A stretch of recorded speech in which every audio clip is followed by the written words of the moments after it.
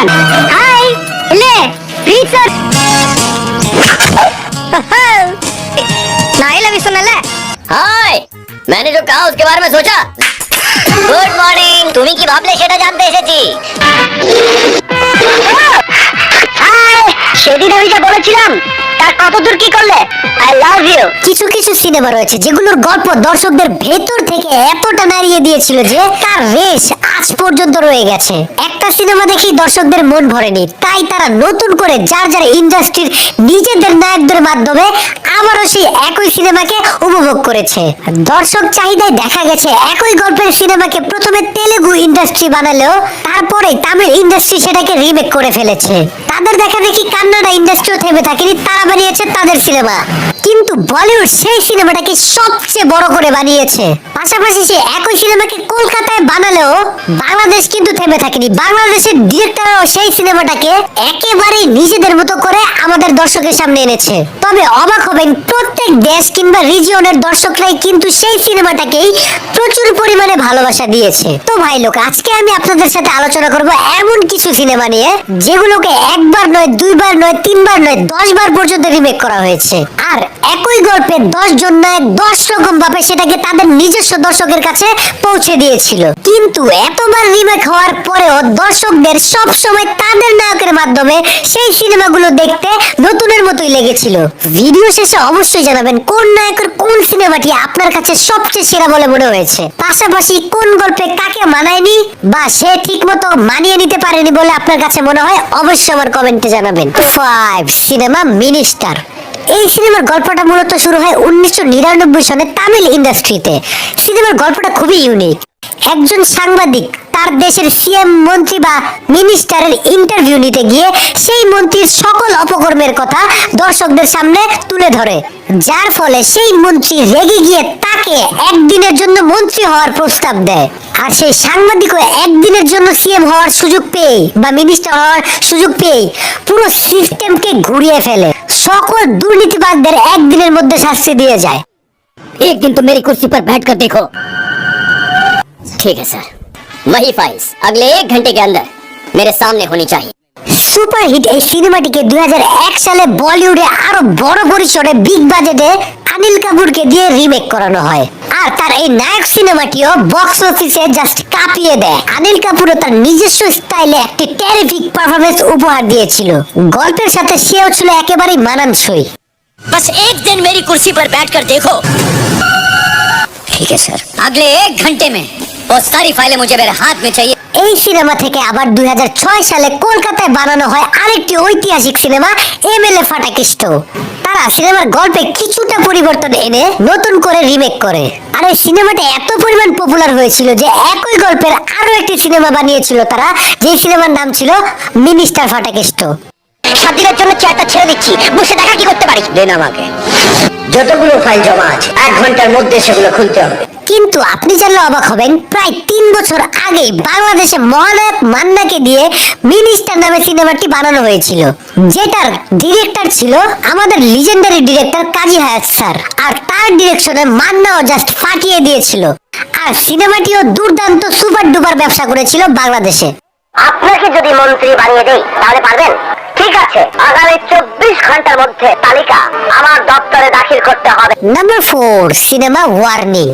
সর্বপ্রথম 2002 সালে তামিল ইন্ডাস্ট্রি রামানা নামে একটি সিনেমা বানায়, যেই সিনেমায় দুর্নীতি করে বিল্ডিং নির্মাণ করায়, সেখানে বিল্ডিং ধসে নায়কের পুরো পরিবার মারা যায়। পরবর্তীতে বিল্ডিং নির্মাণ কাজের সাথে যারা যারা জড়িত ছিল তাদেরকে ধরে ধরে নায়ক শাস্তি দেয়।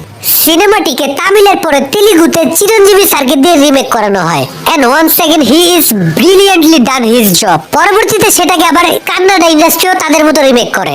বলিউড সেটাকে আবার 2015 সালে অক্ষয় কুমারকে দিয়ে গাব্বার ইজ ব্যাক নামে নতুন করে রিমেক করে। এন্ড অক্ষয় কুমারের সিনেমাটা ছিল পুরো জমজমাট power packed action big budget arrangement cinema, কারণ বলিউড বলে কথা।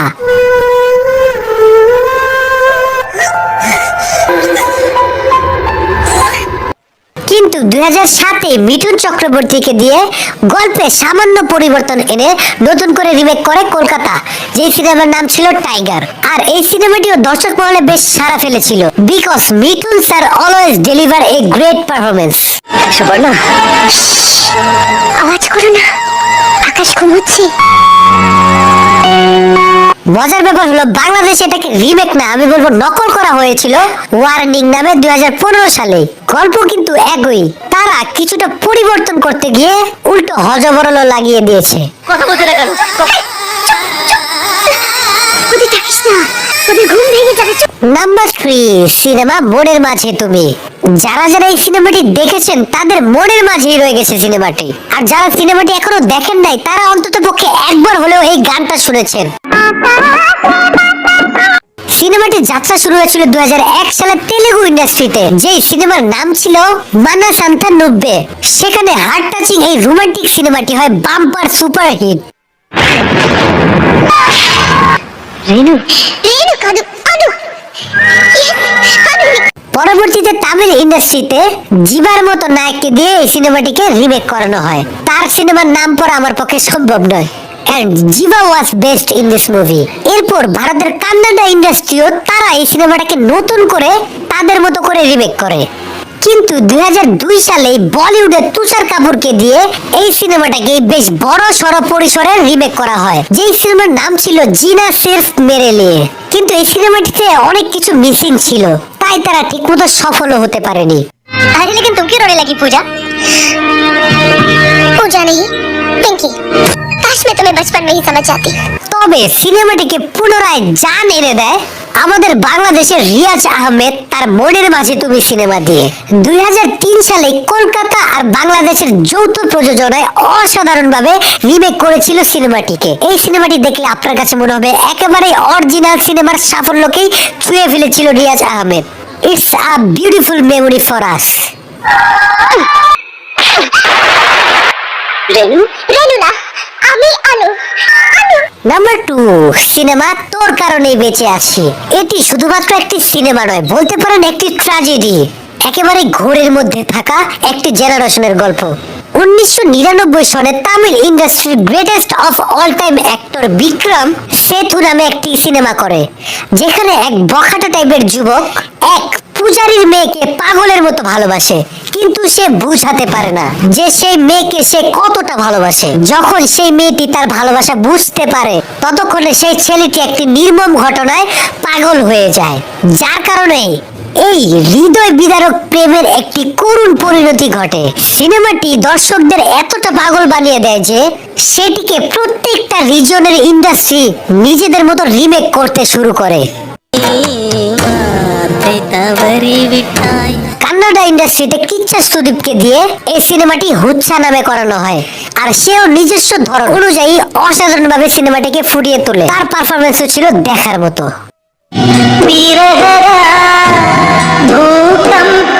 তেলুগুর মানুষটাও থেমে থাকেনি, তারাও সিনেমাটিকে নিজেদের মতো রিমেক করে শিশু নামে। And what a performance, man! কিন্তু এই সিনেমাটিকে সবচেয়ে বেশি যে আলোচনা এনেছেন তা হলো বলিউডের ভাইজান সালমান খান। তার চুলের স্টাইলটি সেই সময় হয়ে গেছিল একটি ট্রেন্ডস। যারা বলে সালমান খান অভিনয় জানে না, তাদের তেরে নাম সিনেমাটি একবার দেখা উচিত। এই সিনেমাটি দেখে আমি পর্যন্ত ইমোশনাল হয়ে গিয়েছিলাম। এক একটা দৃশ্যকে স্মরণীয় বানিয়ে রেখেছিল তিনি। তেরে নাম সিনেমাটির গানগুলো ছিল চার্ট বাস্টার। সালমান খানের ক্যারিয়ারের অন্যতম সেরা সিনেমা এন্ড সেরা পারফরমেন্স হলো তেরে নাম সিনেমা। एक दूजे का साथ कभी ना छोड़ेंगे। অত্যন্ত দুঃখের সাথে বলতে হয় এই সিনেমাটিকেও বাংলাদেশে রিমেক করার একটা ব্যর্থ চেষ্টা করেছিল। বিনা কারণে এত সুন্দর একটা গল্পকে তারা বিভিন্ন রকম পরিবর্তন করে তেরে নামের বদলে অন্য আরেকটি সিনেমা বানিয়ে দিয়েছিল, যা না হয়েছে তেরে নাম, না হয়েছে চিরদিনই তুমি যে আমার। নাম্বার 1 সিনেমা প্রিয়া আমার প্রিয়া। সিনেমাটির যাত্রা শুরু হয় কান্নাডা ইন্ডাস্ট্রির দুঃখজনকভাবে চলে যাওয়া প্রয়াত পুনিত রাজকুমারের হাত ধরে 2002 সালে। সিনেমায় আমরা একজন হাবিলদারের ছেলেকে কমিশনারের বোনের সাথে প্রেমের সম্পর্কে জড়াতে দেখি, যেখানে বোনের জন্য সব করতে পারা ভাই আর ভালোবাসার জন্য মরে যেতেও ভয় না পাওয়া এক প্রেমিকের দমদার টাসেল দেখতে পাই। कमिश्नर, कमिश्नर कमिश्नर यहाँ से मैं कमिश्नर बेंगलुरु के जरा कमिश्नर बनता रहे होता रहे ओके अपो लोकल। এই রোমান্টিক অ্যাকশন সিনেমাটিকে তেলুগুতে রিমেক করা হয় ইডিয়েট নামে, যেখানে ছিল আমাদের মাস রাজা রবি তেজা, এন্ড সে তার কমেডি স্টাইলে দর্শকের সামনে সিনেমাটি প্রেজেন্ট करेছিল। कमिश्नर हुए हाँ तो क्या हुआ? शहर में आए दिन कई कमिश्नर आते जाते रहते हैं, चंटी हमेशा यही रहेगा। लोका তামিলে রিমেক করা হয়েছিল সিলাম ভারাসনকে দিয়ে। সেও খুবই ভালো অভিনয় করেছিল এই সিনেমায়। তার স্টাইলটাও আমার কাছে জোস লেগেছে, তার অ্যাক্টিংটাও ছিল অসাধারণ। কলকাতায় সিনেমাটিকে রিমেক করানো হয় জিতকে দিয়ে, তার সাথে ছিল কোয়েল মল্লিক। এই সিনেমাটিকে তারা ঠিকঠাক মতো রূপ দিতে পারেনি। সিনেমার ক্যামেরা কোয়ালিটি এবং তাদের অভিনয় খুব সুন্দর হলেও গল্পে অনেকটাই পরিবর্তন এনে সিনেমাটাকে জাস্ট অসম্পূর্ণ বানিয়ে দিয়েছে। আপনার এই সিনেমাটি দেখলে মনে হবে অনেক কিছু মিসিং ছিল। আজকের পর আমার বোন তো দূরের কথা, কোন মেয়ের সামনে তুই ধরাতে পারবি না। আমি শুধু আপনার বোনের সামনে গিয়ে দাঁড়াবো। তবে শাকিব খান পুনরায় এই সিনেমাটায় জাস্ট জান এনে দিয়েছিল তার অসাধারণ অভিনয়ের মাধ্যমে। একজন অ্যাংরি ইয়াং বখাটে ম্যান হিসেবে তার গেট আপ, তার চুলের স্টাইল, কপালের দুল সবকিছু ছিল একেবারে পারফেক্ট। আর নায়িকার ভাই হিসেবে মিশা সদাগর ছিল একেবারে পারফেক্ট চয়েস।